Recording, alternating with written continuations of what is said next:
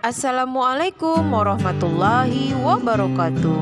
Apa kabar Sobat WE? Semoga kita semua senantiasa dalam lindungan Allah Subhanahu wa ta'ala. Amin ya rabbal alamin.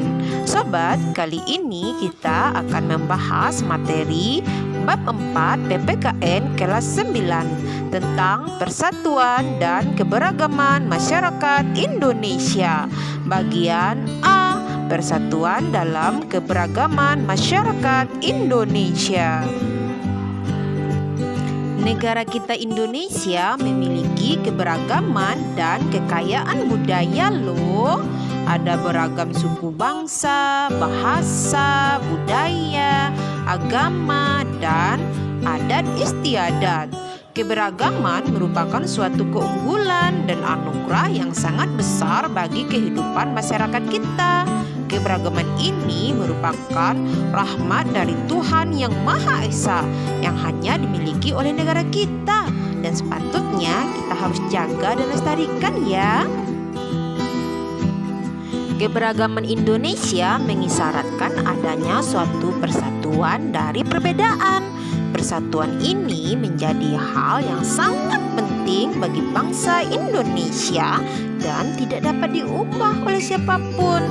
Dalam pasal 1 ayat 1 Undang-Undang Dasar Negara Republik Indonesia tahun 1945 tertulis, negara Indonesia adalah negara kesatuan yang berbentuk republik.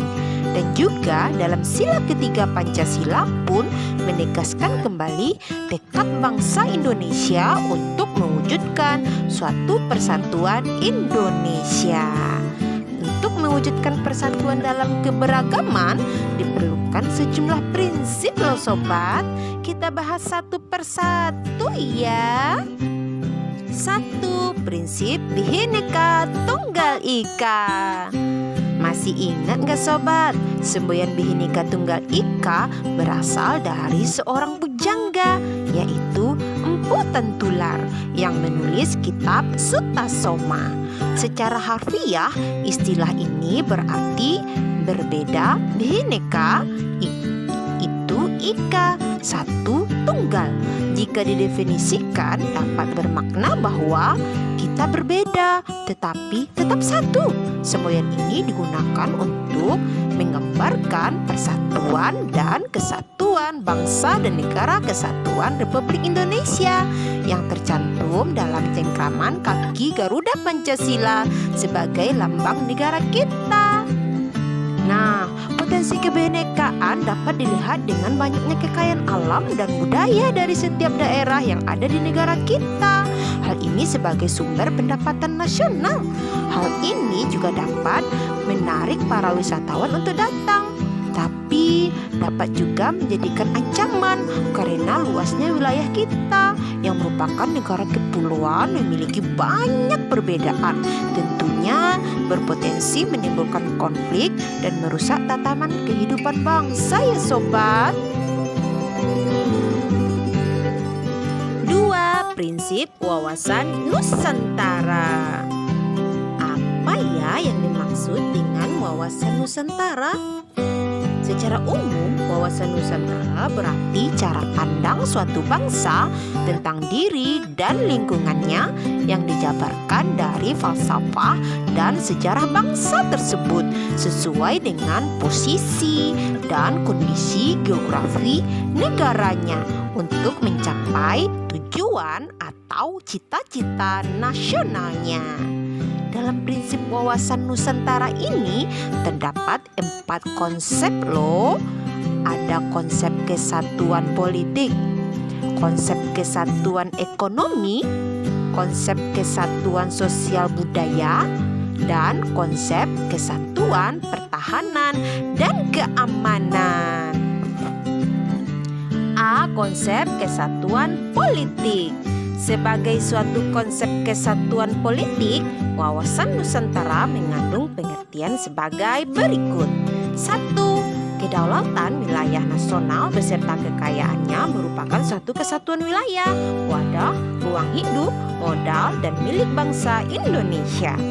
2. Bangsa Indonesia yang terdiri atas berbagai suku dan bahasa memiliki memeluk dan meyakini berbagai agama dan kepercayaan terhadap Tuhan Yang Maha Esa harus merupakan suatu kesatuan bangsa yang bulat dalam arti seluas-luasnya.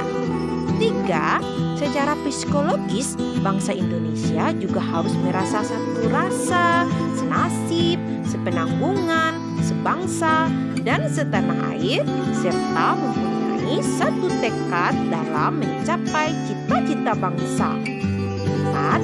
Pancasila adalah satu-satunya falsafah serta ideologi bangsa dan negara yang melandasi, membimbing, dan mengarahkan menuju tujuannya. 5. Seluruh kepulauan Nusantara merupakan satu kesatuan hukum dalam arti bahwa hanya ada satu hukum nasional yang mengabdi kepada kepentingan nasional. B. Konsep kesatuan ekonomi. Sebagai kesatuan ekonomi, wawasan Nusantara mengandung pengertian sebagai berikut. 1. Kekayaan wilayah Nusantara adalah modal dan milik bangsa, harus dapat dinikmati oleh seluruh rakyat Indonesia. 2. Tingkat perkembangan ekonomi harus serasi dan seimbang di seluruh daerah, tanpa meninggalkan ciri-ciri khas yang dimiliki oleh daerah-daerah dalam pengembangan kehidupan ekonominya. 3.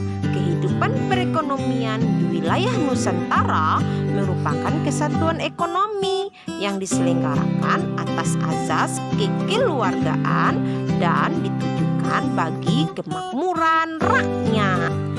C. Konsep kesatuan sosial budaya. Sebagai satu kesatuan sosial budaya, wawasan Nusantara mengandung pengertian sebagai berikut. 1. Masyarakat Indonesia sebagai satu bangsa memiliki kehidupan yang serasi dan selaras dengan tingkat kemajuan masyarakat yang sama, merata dan seimbang sesuai dengan tingkat kemajuan bangsa. 2. Budaya Indonesia pada hakikatnya adalah satu. Corak ragam budaya menggambarkan kekayaan yang menjadi modal dan landasan pengembangan bangsa. D. Konsep kesatuan pertahanan keamanan.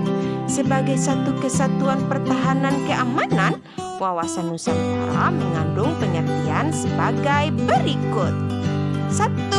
Ancaman terhadap satu pulau atau satu daerah pada hakikatnya merupakan ancaman terhadap seluruh bangsa dan negara. 2. Tiap warga negara mempunyai hak dan kewajiban yang sama dalam rangka pembelaan negara dan bangsa. Jadi dapat kita simpulkan ya, bahwasannya bangsa kita Indonesia terdiri dari berbagai macam suku bangsa, adat istiadat, tradisi, bahasa, dan juga agama.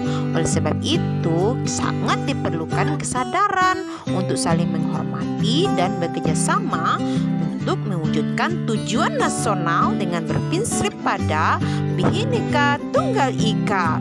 Dan implementasi wawasan Nusantara akan menciptakan kehidupan masyarakat yang mengakui, menerima, dan menghormati segala bentuk perbedaan sebagai karunia Sang Pencipta. Selain itu, implementasi wawasan Nusantara juga menciptakan kehidupan yang rukun dan bersatu tanpa membeda-bedakan suku, asal daerah, agama, kepercayaan, serta golongan dan status sosial.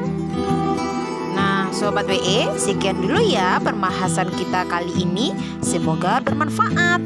Belajar bersama Pitulu WE. Assalamualaikum warahmatullahi wabarakatuh.